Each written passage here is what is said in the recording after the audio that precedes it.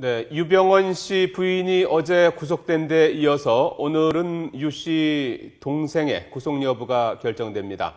이미 유 씨 일가 7명이 체포되거나 구속된 상태입니다. 네, 최고 수위에 다다른 일가족에 대한 검찰의 압박이 유 씨의 검거로 이어질지 주목됩니다. 네, 특별수사팀이 있는 인천지검으로 가보겠습니다. 자, 이종원 기자. 네, 인천지방검찰청입니다. 예, 자, 이 유병원 씨의 동생, 유병호 씨 구속 여부 언제쯤 알 수 있습니까? 네, 검찰이 어제 횡령 혐의를 적용해 유병원 씨의 동생 병호 씨에 대해 구속영장을 청구했는데요. 오늘 오후 2시 영장 실질 심사가 진행될 예정입니다.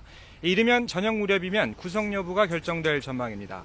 유병호 씨는 계열사 세모에서 30억 원을 부당하게 빌려 탕진한 혐의를 받고 있습니다. 부동산 투기로 돈을 날렸고 또 스케이트 경주인 경빙 사업에 손을 댔다가 손실을 안고 빚쟁이들에게 쫓겨온 것으로도 알려졌습니다.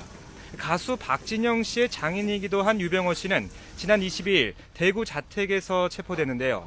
당시 수영 선수 조오련 씨의 아들들과 함께 생활해온 것이 확인되기도 했습니다. 앞서 검찰은 조오련 씨의 일가는 이번 사건과 관련이 없다고 밝힌 상태입니다. 네, 어제는 유병원 씨의 부인이 구속됐는데요. 유 씨 일가 가운데 체포 대상이 더 있습니까? 네, 유 씨 일가 가운데 가장 먼저 구속됐던 인물은 권억윤 씨인데요. 이 계열사 트라이건 코리아의 대표입니다. 이미 재판에 넘겨진 상태입니다.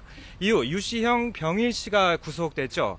어제는 검찰이 배임 혐의를 적용해 유 씨의 부인 권윤자 씨를 구속했습니다.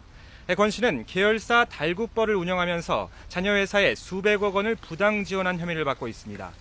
지난주엔 유 씨 여동생과 매제인 오감열 전 체코 대사도 긴급 체포됐다 풀려났고 프랑스에서 붙잡힌 장녀 섬나 씨까지 포함하면 일가 가운데 7명이 체포되거나 구속됐습니다. 이번 사건의 몸통 그러니까 주범인 유 씨와 두 아들만 남은 상황으로 나머지 일가족 대부분은 신병이 확보되거나 조사를 마친 상태입니다.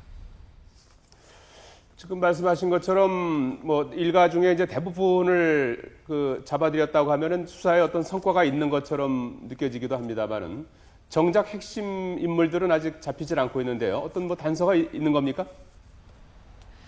네, 검찰은 극도로 말을 아끼면서도 내심 기대를 거는 분위기입니다. 구체적으로 밝히지는 않고 있지만 친인척들을 조사하는 과정에서 일부 성과가 있는 것으로 전해지고 있습니다.